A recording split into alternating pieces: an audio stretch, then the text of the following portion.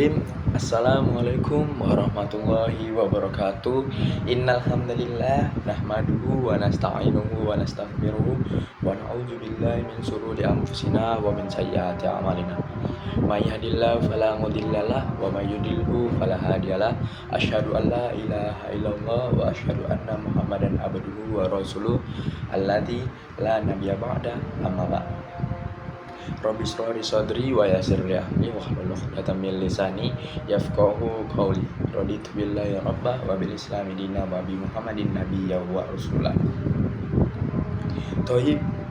Ya, baik, sebelumnya saya akan melanjutkan dari video yang kemarin, yakni tentang saya akan membawakan pembahasan materi saya, yakni materi yang saya bawakan adalah materi al-jismu atau organ tubuh manusia.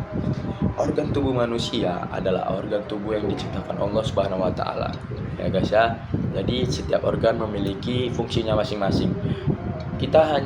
Pada dasarnya kita hanya melihat organ yang berasal dari kasat mata kita saja, tapi kita tidak bisa melihat organ yang di dalam badan kita. Jadi tiap-tiap organ itu memiliki fungsinya masing-masing. Ya, jadi kita mulai dari organ yang dari muda-muda saja, karena kita ini untuk pembahasannya adalah anak SD. Jadi sebagai contoh, ini kita anggap sebagai briefing. Coba berdiri semuanya, berdiri. Ya, berdiri. Coba bayangkan apabila kita tidak memiliki sendi dalam kehidupan kita, apabila kita ingin makan seperti ini, guys. Tangan kita tidak akan bisa bengkok untuk mengarahkan makanan kita masuk ke dalam mulut. Seperti itulah fungsi sendi. Fungsi sendi ini dapat seperti ini ya guys ya. Jadi apabila kita semakin tua, tetapi pada masa muda kita jarang untuk melakukan kegiatan-kegiatan yang seperti olahraga untuk memperbaiki kualitas persendian kita, maka nanti ini akan jadi kaku, ini akan jadi sering ngilu, apalagi bagian lutut untuk orang tua. Makanya kita itu dianjurkan ya.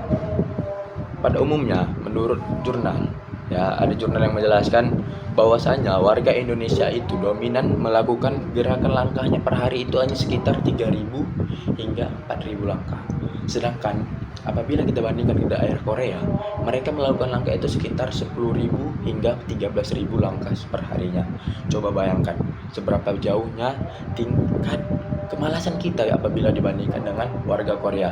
Makanya kalau kita melihat orang-orang Korea itu ya guys ya, orang itu memiliki postur tubuh yang lebih baik dibandingkan kita yang normalnya orang Indonesia.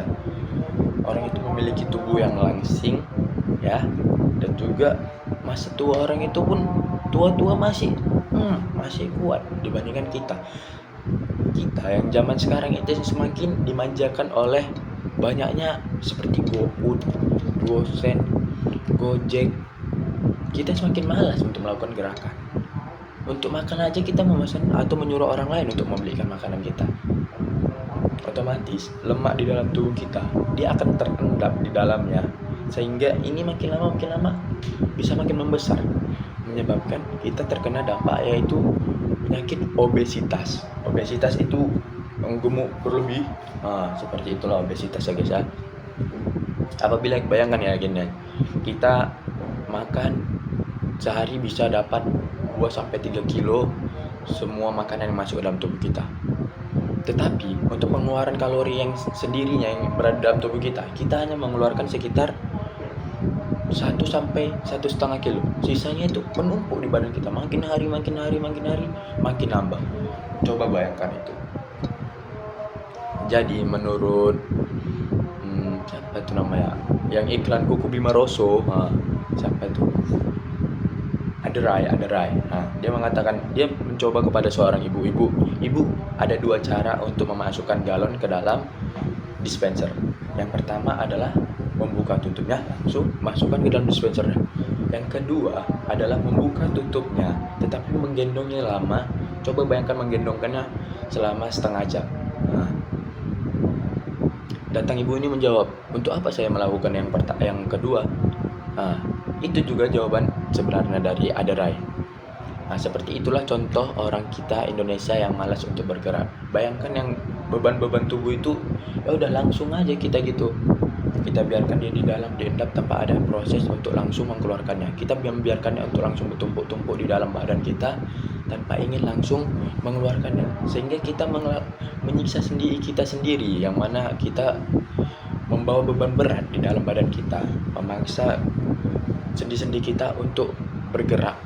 Apabila contoh orang obesitas itu, kita suruh bergerak di atas tangga, berjalan di tangga, dia akan cepat kelelahan. Itu sebabnya karena dia jarang melakukan kegiatan yang berhubungan dengan olahraga untuk sendinya sendiri, ditambah dia memiliki pola makan yang buruk. Seperti itulah mungkin penjelasannya kurang lebih. Wabillahi taufiq wal hidayah. Wassalamualaikum warahmatullahi wabarakatuh.